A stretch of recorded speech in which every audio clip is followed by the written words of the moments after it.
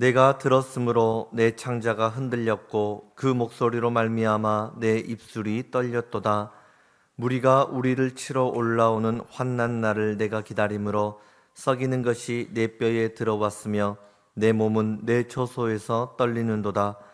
비록 무화과 나무가 무성하지 못하며 포도나무에 열매가 없으며 감람나무에 소출이 없으며 밭에 먹을 것이 없으며 우리의 양이 없으며 외양간에 소가 없을지라도 나는 여호와로 말미암아 즐거워하며 나의 구원의 하나님으로 말미암아 기뻐하리로다.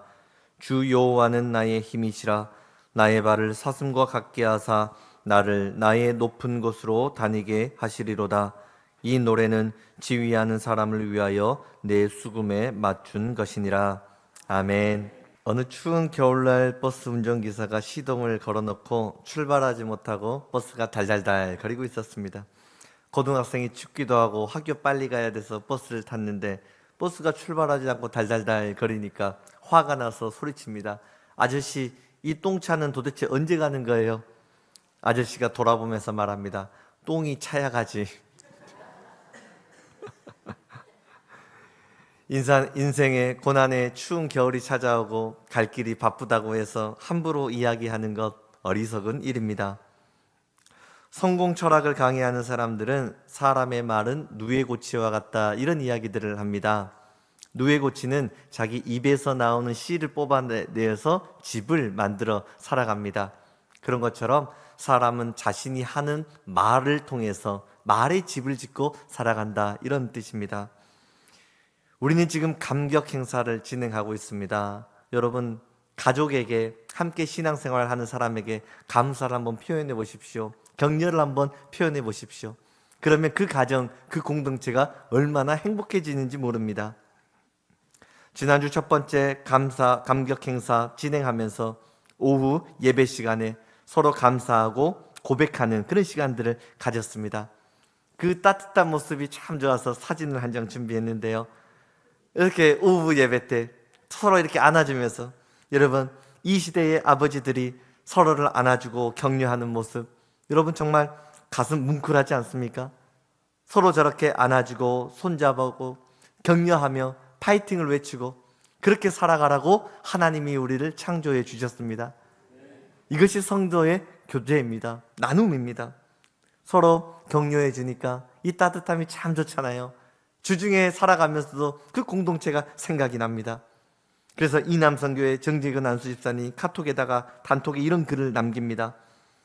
프리지아 꽃말을 빌려. 참고로 노란색 프리지아 꽃말은 새로운 시작을 응원합니다 이런 뜻입니다. 프리지아 꽃말을 빌려 오늘 하루 이남 회원님들의 삶을 응원합니다. 새끼 잘 챙겨 드시고 어디서든 무슨 일을 하시든지 그저 행복하길, 더 많은 감사가 넘치시길 바랍니다. 분잡한 지하철 아니지만 살짝이 눈 감고 여러분들 한 분 한 분 떠올리며 잠시 기도의 시간을 갖겠습니다. 그리고 밑에다가 화이팅 하면서 이모티콘을 또 보냈거든요. 저 답변을 저렇게 하트 이모티콘을. 그러자 정용곤 집사님이 곰돌이가 고구마를 들고 하트 표시를 내 마음 하면서 응원합니다, 감사합니다, 행복합니다, 이 마음을 담아서 이모티콘을 딱 보냅니다. 저 이모티콘을 보더니 황만수 안수 집사님이 감사하며 이남 선교 회원 모두 오늘도 서로서로를 위해 무사 안녕과 하나님의 은혜와 축복을 위해 기도합시다. 이남이 희망이다. 그러자 저 파이팅이 넘치니까 정재근 안수 집사님이 그 말에 감동이 돼가지고 내 마음이야 하고 100억 이모티콘을 100억을 통 크게 그냥 쏴버리지 않습니까? 여러분들은 지금 50대 중년 남성들의 단톡방 내용을 보고 있는 겁니다. 서로 사랑합니다, 축복합니다, 이모티콘을 보내며 정말 아름답지 않습니까? 여러분, 세상 동호회에서 하나님 믿지 않는 50대 남자들이 단톡방 만들면 어떤 말들 하겠습니까? 그러나 하나님을 믿는 사람들은 사용하는 언어가 다릅니다. 인품 자체가 다르는 것입니다. 이렇게 공동체가 모여서 하나 되니까 지금 우리가 8월달 정교인 수련회 준비하고 있잖아요. 야, 우리 같이 한번 손잡고 수련회 가봅시다. 정교인 수련회 이남 한번 다 가봅시다. 이 운동들이 막 일어나고 있다는 소식을 들었습니다. 여러분, 이남 선교를 보세요. 서로 격려하고 기도해주고 안아주는 모습, 우리에게 정말로 도전이 되지 않습니까? 하나님의 은혜는 이렇게 시작되는 것입니다. 하나님의 사역은 이렇게 하는 겁니다. 교회의 부흥은 이렇게 출발되는 것입니다. 이것이 감격 행사입니다. 감사를 표현하면 더 큰 감사가 열립니다. 오늘은 감격 행사 그 두 번째 시간으로 감사하며 삽시다, 이런 제목으로 말씀을 전하고자 합니다. 우리 옆 사람과 인사합시다. 감사하며 삽시다. 한 번 더 감사하며 삽시다. 여러분은 일생 중 어느 때 가장 감사하고 감격하셨습니까? 경제적인 어려움이 있는 분이 계십니까? 만약 돈을 벌 수 있으면 우리가 행복할 수 있을까요? 그러면 여러분, 돈이 있을 때는 행복하셨습니까? 지금 문제에 휩싸여 있는 분이 계십니까? 그 문제 해결되면 행복할 수 있을까요? 그렇다면 여러분, 문제가 없을 때는 여러분 행복하게 사셨습니까? 지금 몸이 아파서 병든 사람이 있습니까? 그 질병이 고쳐지면 행복할 수 있을까요? 그렇다면 여러분, 아무런 질병 없이 평안한 하루를 살아갈 때 그때는 여러분 감사하셨습니까? 지난주 금요 기도회 시간에 제가 성경에서 우물은 가끔 연인들이 만나서 사랑을 꽃피우는 로맨스 장소가 될 수 있습니다, 이런 설명을 드렸습니다. 그러면서 저하고 이안나 사모는 캔모아라고 하는 팥빙수 집에서 만나가지고 팥빙수 서로 떠먹여주다가 눈이 맞아가지고 사랑을 키워나갔습니다. 그 설교 끝나고 나서 아내와 이런저런 이야기하다가 여보, 우리 그때 참 좋았는데, 그때 참 행복했는데, 이러면서 추억을 이야기했습니다. 그때가 참 좋았는데, 여러분 그때가 언제입니까? 젊음의 시절 함께 있었던 그 순간 그 자체가 행복했다는 이야기 아니겠습니까? 행복, 감사, 이것은 미래형이 아니라 언제나 현재 시제입니다.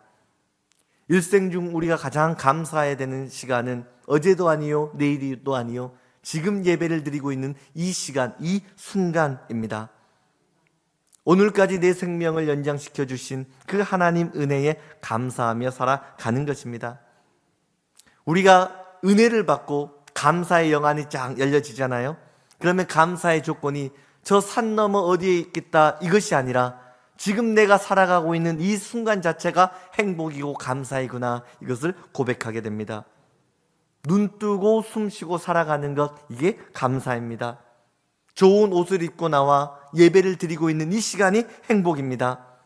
장로님 기도해 주신 것처럼 사랑하는 아내, 남편이 있고 자녀들이 있고 그들과 둘러앉아 함께 밥 먹을 수 있고, 또 하나님이 소중한 교회 주셔서 따뜻한 예배 드리게 하신 이것이 감사입니다.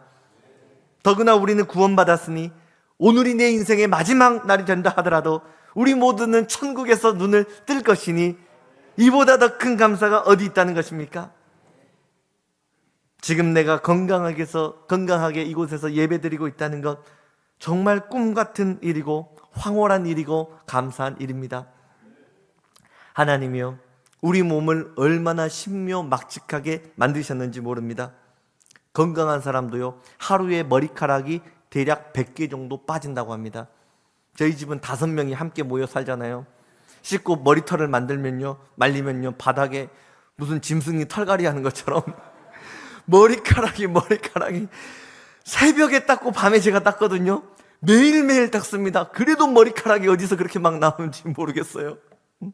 건강한 사람도 100개 정도 머리털이 빠지는데요, 참 놀라운 것이 대머리가 안 되는 것은 또 머리털이 납니다. 우리가 이 머리카락 하나 심는데요, 저렴한 병원 찾아서 심으면 한 3,000원 정도 한답니다. 한 올 심는데. 그런데 내 머리털이 이렇게 있다는 것은요, 머리카락이 운동을 잘해가지고 하루에 330만 원씩 우리가 돈을 벌어주는 것 아닙니까? 머리를 쓰다듬어주면서 어이구 오늘도 30만 원 벌어줬다, 고맙다, 인사하는 겁니다. 우리가 병원에 가가지고 산소 호흡기 끼고 하루를 살잖아요. 그 호흡기 비용이 하루에 50만 원씩 들어갑니다. 50만 원씩. 그런데 이 코가 건강하게 호흡을 한다, 오늘도 50만 원을 버는 겁니다. 코야 열일하고 있다, 고맙다. 하나님이 우리 눈을 신묘막측하게 만드셨죠. 눈의 홍채, 눈 조리개가 자동으로 움직여집니다. 밝은 곳에 가면은 홍채가 작아지면서 좁아집니다. 어두운 데 가면은 조리개가 확 넓어져서 보게 한다는 겁니다. 만약에 이걸 수동으로 해라, 하나님이 이렇게 만들었다면 조리개를 줄였다가 넓혔다가 그거 하느라 일을 할 수가 없다는 거예요. 우리가 균형을 잡으면서 걸어가지요. 직진성, 이 직진성이 얼마나 어려운 건지 아십니까? 자동차를 만들 때요, 지금 이 첨단 기술을 가지고요, 핸들 잡지 않고 자동차가 직진한다. 이 반듯하게 가게 만드는 게 기술력입니다. 이게 굉장히 힘든 겁니다. 어떻게 우리가 반듯하게 걸어갈 수 있습니까? 귀 속에 달팽이관이 있죠. 여기에 물이 절반 정도 있습니다. 그리고 옆에 미세한 솜털들이 있습니다. 이 털이 물을 감지합니다. 그래서 물이 흔들어질 때마다 이 균형을 잡아가지고 우리가 넘어지지 않고 반듯하게 걸어갈 수 있다는 것이죠. 이 콧구멍이 얼마나 놀라운 콧구멍인지 아십니까? 냄새를요, 10,000가지 이상을 구분을 해버린다는 겁니다. 야, 이거는 라면 냄새다. 야, 이거는 삼겹살 냄새다. 이거는 스시네. 기가 막히게 코가 다 분별을 해버린다는 겁니다. 혓바닥이요, 감각이 살아있어서 단맛, 짠맛, 신맛 다 느껴가지고 음식을 먹는 행복을 하나님 느끼게 하지 않았습니까? 내가 신경 쓰지 않아도 이 모든 것이 한치의 오차도 없이 작동할 수 있도록 하나님께서 나를 창조해 주셨습니다. 그러니 내가 하루를 살아간다, 이게 얼마나 놀라운 일입니까? 우리 주변을 눈뜨고 살펴보면요, 감사의 조건이 얼마나 많이 있는지 모릅니다. 감사는 먼 곳에 있는 것이 아닙니다. 내 몸을 쓰다듬기만 해도 이것이 감사입니다. 그래서 자기 몸을 쓰다듬으면서 저는 가끔 이렇게 축복합니다. 어이구, 이 몸뚱아리 소중하다. 심장아, 너 오늘도 열일하고 있다. 내 몸을 축복하는 겁니다. 한번 따라해 보세요. 서로 안으면서 아이고, 열일하고 있다. 내 몸아 감사하다. 건강한 몸 주신 하나님께 감사하는 겁니다. 내가 오늘 하루를 살아간다는 것 정말 황홀한 일 아닙니까? 기적이 아닙니까? 감사하면 우리의 인생은 행복해집니다. 0.3초의 기적, 감사의 힘, 이런 책이 있습니다. 2번의 에이미상을 받았던 크리스찬 앵커 데보라 노빌이 감사는 0.3초의 기적이다, 이렇게 말합니다. 땡스, 감사합니다, 이 말 하는데 0.3초가 걸리거든요. 그런데 고맙습니다, 이 한마디 해버리면 우리 몸속에 놀라운 기적들이 일어난다는 겁니다. 감사합니다, 행복합니다 말하면 불행은 줄어들고 행복이 커진다는 겁니다. 몸의 질병이 낮아지고 우리의 신체가 건강해진다는 것입니다. 고맙습니다, 이 한마디에 진심을 담아서 고백을 하면 내 삶에 기적이 일어난다. 이것이 0.3초의 감사입니다. 새벽 예배 나오시는 분들은 아실 겁니다. 제가 언제나 인사하는 멘트가 있잖아요. 할렐루야, 오늘도 복된 새벽입니다. 예수님과 함께 행복한 하루 되세요. 이렇게 인사하고 시작하거든요. 그러면 오늘 하루의 삶이 주님과 동행하는 천국이 되는 것입니다. 그런데 이제 내일 월요일 날 아침에 일어나고 직장 가야 되는데, 이제 월요일이야. 언제 주말까지 일을 하지? 2주 전인가요? 아동부 아이가 교회에서 신나게 놀고 늦은 시간에 가면서 목사님, 저 내일 학교 가야 돼요. 그래요. 그래서 그래, 잘 갔다 와 했는데, 도대체 학교는 누가 만들었을까요? 폭파시킬 수만 있다면 학교를 좀 폭파시켜버리고 싶어요. 얼마나 그 학교를 가기 싫었으면 그 아이가, 여러분, 그 불편한 마음을 가지고 학교를 가면 일주일의 학업 생활이 얼마나 괴롭겠습니까? 교회에 와서도 마찬가지입니다. 지옥에 왔다. 그게 아니라 죄송합니다. 지옥에서 출장 나온 것처럼 그런 표정을 가지고 앉아있을 이유가 없다는 거예요. 우리가 교회에 와가지고 눈을 마주쳤는데 쌩, 이럴 필요가 없다는 거예요. 그럼 쫓아가가지고 또 쳐다보고요, 그러면 또 쌩, 못 본 척하고. 그러지 말라는 겁니다. 환하게 웃으면서 한 주간 잘 지내셨어요? 평안하셨어요? 이렇게 인사를 건네면 그곳이 천국이 됩니다. 말씀을 들을 때도요, 팔짱 끼고 이 목사 설교 잘하나 보자 이렇게 의심하고 들으면요, 천사가 와서 설교를 해도 은혜가 안 됩니다. 그런데 말씀을 들을 때도 하나님이 오늘은 이런 은혜를 주시네, 이런 깨달음을 주셨네, 말씀이 너무너무 놀랍다, 이렇게 감사함으로 받으면 마음의 감사의 열매가 맺히는 것입니다. 우리가 밥을 먹을 때도 형식적으로 기도하지 않고 진심을 담아서 하나님께 감사를 표하면요, 우리 몸에 참 신비한 은혜들이 있습니다. 이거를 어떤 병원에서 연구를 했는데, 감사하고 즐겁게 식사를 하잖아요. 우리 위하고 장에서 소화를 도와줄 수 있는 건강한 호르몬이 나온다는 겁니다. 그래서 내가 맛있게 밥을 먹고 감사를 이야기하면서 밥을 먹으면 음식물이 들어갈 때 위하고 장이 춤을 추면서, 야, 좋은 음식 내가 맛있게 소화를 시켜버려야지, 이러면서 장이 운동을 한다는 겁니다. 식사를 할 때마다 이 모든 식재료를 주신 하나님께 감사하는 겁니다. 이거를 수확을 한 농부가 있지 않습니까? 그들에게 감사하는 겁니다. 그리고 이 맛있는 음식을 요리를 내준 아내가 있고 남편이 있고 친구가 있지 않습니까? 그들에게 감사를 표하고 먹는 겁니다. 저는 밥 하나를 먹고 뭘 먹는다 하더라도 누가 저에게 빵 한 쪽이라도 주면 반드시 가서 감사를 고백합니다. 인사를 하고 고맙게 먹습니다. 그리고 누군가가 뭔가를 섬겨주시면 이거를 그냥 먹지 않고 꼭 식탁 앞에서 자녀들에게 소개를 하고 감사 기도를 하고 먹습니다.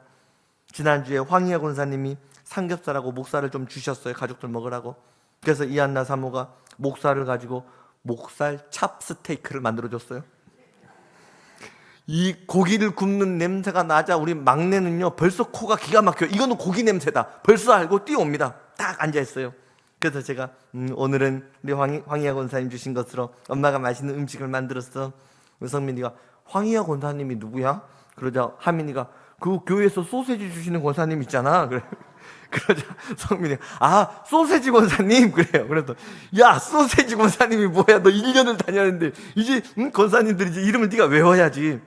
그러면서 자녀들에게, 얘들아, 예봉교회에서 우리 가정을 이렇게 사랑해 주시는 거야. 너무 감사하지. 그러면서 하나님께 감사 기도하고 맛있게 밥을 먹었거든요.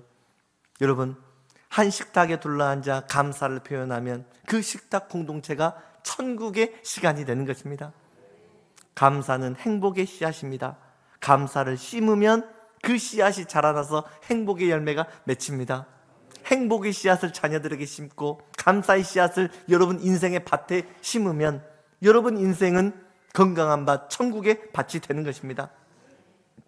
자, 가장 힘든 상황 속에서 가장 큰 감사를 올려드린 사람 한 명을 뽑아라 하면 오늘 본문에 나오는 하박국입니다. 하박국은 고통의 시대를 살았습니다. 나라가 멸망하는 참 괴로운 시대를 살았던 사람입니다. 농사를 지으면 외국 다 침략해가지고 빼앗아가 버립니다.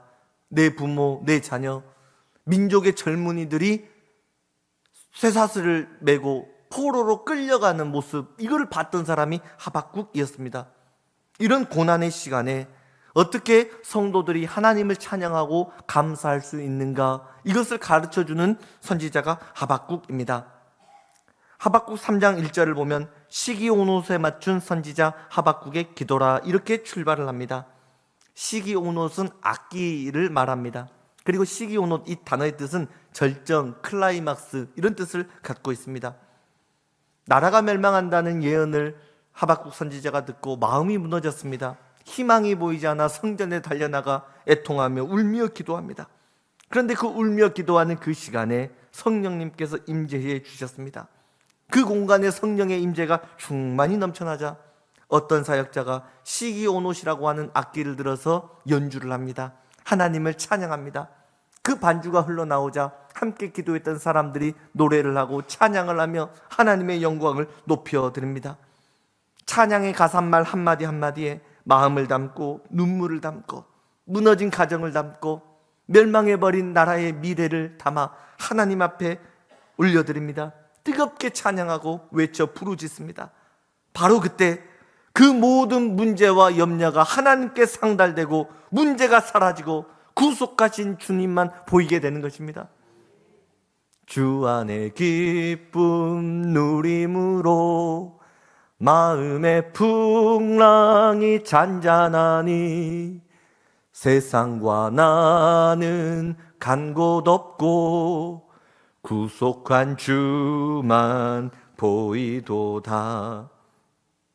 성령의 임재하심 안에, 찬양의 기름 부으심 안에 모든 문제가 사라지고 하나님만 보임으로 평안을 누리게 되는 것입니다. 오늘 우리가 살아가는 시대에 얼마나 많은 위기가 있습니까? 정치의 위기, 교육의 위기, 물질의 위기, 건강의 위기, 관계의 위기. 그러나 내 힘으로 해결할 수 없는 문제 끌어안고 하나님 앞에 달려나와 찬양할 수 있기를 축복합니다. 우리가 이 성전에 모여 마음 다하여 하나님을 뜨겁게 찬양할 때, 찬양의 악기가 연주되는 순간, 성도들이 마음을 아파해 하나님께 부르짖어 찬양하는 순간, 하늘로부터 성령의 강력한 불이 이 제단에 떨어져 여러분의 문제를 태우는 것입니다. 위기를 태웁니다. 걱정과 근심을 태우는 것입니다. 성령의 임재 가운데 모든 문제는 사라지고 구속하신 주님만 보입니다. 예수 십자가 사랑, 열려진 천국의 문, 오직 구원의 은혜만이 보이는 것입니다. 이것이 바로 시기 온옷에 맞춘 선지자 하박국의 기도였습니다. 여러분, 문제를 만날 때마다 하나님 앞에 달려나올 수 있기를 바랍니다. 위기를 만날 때마다 찬양과 기도로 이겨내시기를 바랍니다. 찬양하고 기도할 때 성령님 임재해 주십니다. 붙들어 주십니다. 역전의 은혜를 부어 주십니다. 하박국 선지자의 이름은 포옹한다, 껴안는다 이런 뜻을 갖고 있습니다. 나라가 어렵고 가정이 힘들고 위기를 만났을 때 그 모든 문제를 나의 문제인 것처럼 가슴에 끌어안고 기도했던 사람, 그가 하박국입니다. 나라와 시대의 문제를 끌어안고 성전에 나가 기도했을 때 그곳에 하나님이 임재하셨습니다. 하박국 2장 20절을 보면 오직 여호와는 그 성전에 계시니 온 땅은 그 앞에서 잠잠할지라. 여러분, 하나님이 임재하시는 자리가 어디란 말입니까? 우리가 나라의 위기, 가정의 위기, 교회와 민족의 위기를 만났을 때 그 위기를 끌어안고 달려나가 해결받아야 할 자리가 어디란 말입니까? 오직 여호와는 그 성전에 계시니, 하나님은 우리 예봉교회에 임재해 계십니다. 지금 예배드리는 이 자리에 주님 임재해 계십니다. 이 성전에서, 이 제단에 성령 하나님 임재해 계시니 문제를 끌어안고 성전으로 달려오라, 예배의 자리로 달려오라, 내가 너희를 만나 주리라. 하박국 성전에 들어갔을 때 영광스러운 하나님의 임재를 경험합니다. 하박국을 만나주시는 자비로우신 하나님의 손길 앞에 그 시대의 문제를 내어드립니다. 민족의 고난을 내어드립니다.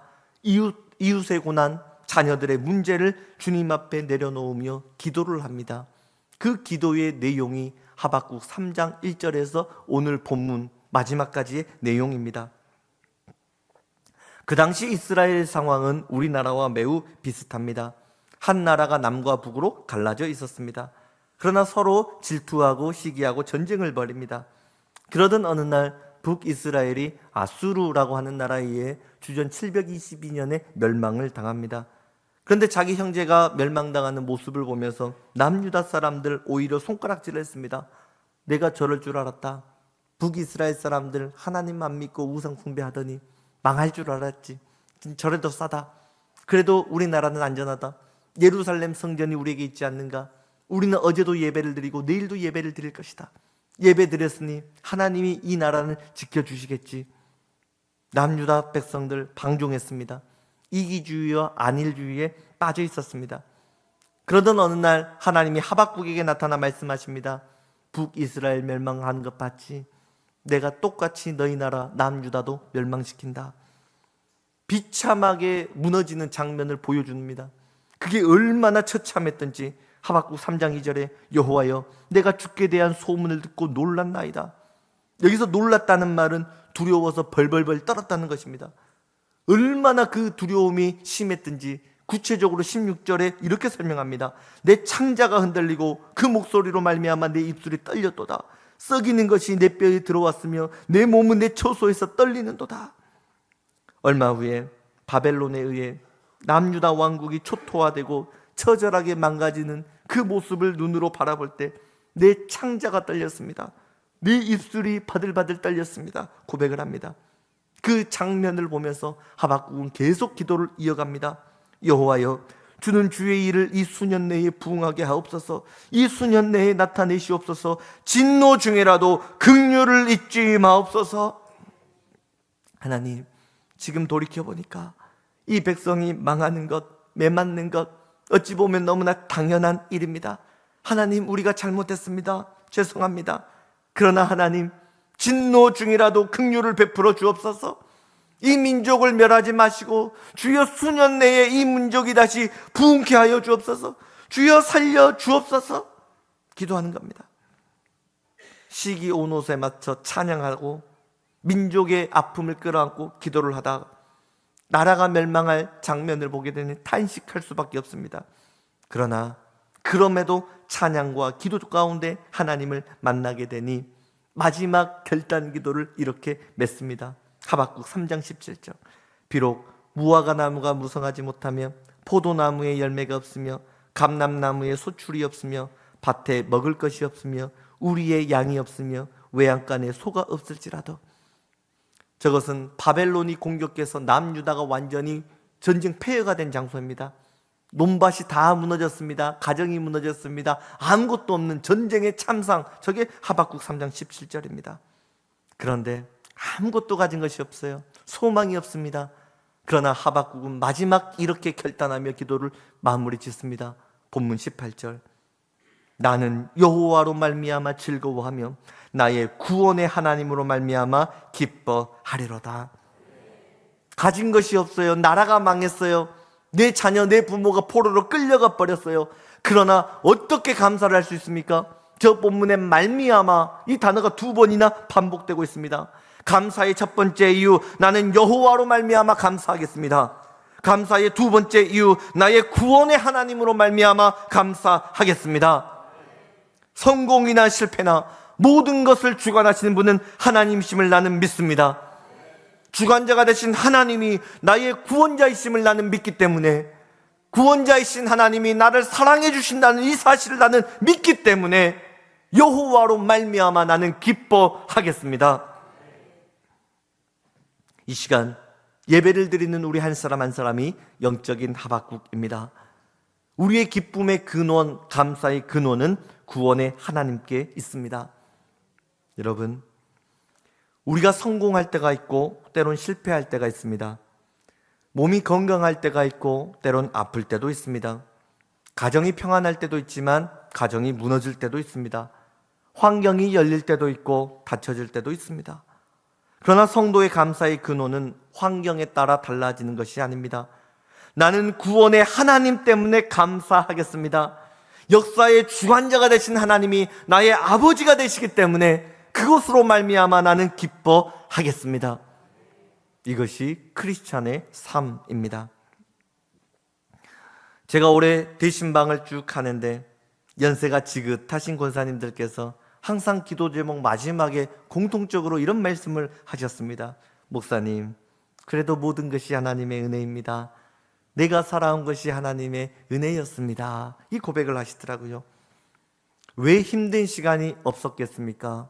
왜 눈물 나는 시간이 없었겠습니까? 그러나 힘든 순간에도 하나님이 나를 지켜주신다 생각하니 힘든 것이 힘든 것으로 느껴지지 않았다는 것입니다. 눈물 나는 시간이 있었지만 하나님이 내 손을 잡고 계시니 아픔보다 그 은혜가 더 커서 감사하며 살아왔다는 고백 아닙니까? 여러분, 우리의 삶이 정말 그렇지 않습니까? 내 삶을 되돌아보면 정말로 하나님의 은혜 아닙니까? 어떻게 여기까지 우리가 지내올 수 있었습니까? 하나님의 은혜입니다. 자녀들, 건강, 신앙생활, 이 모든 것 하나하나 살펴보면 감사의 열매가 아니란 말입니까? 때로는 눈물 나는 시간도 있고 아픔도 있지만 그럼에도 우리의 삶을 한 단어로 표현하라 한다면 감사가 아니겠습니까? 왜요? 하나님이 우리 인생의 걸음걸음마다 동행해 주시고 함께 해 주셨기 때문입니다.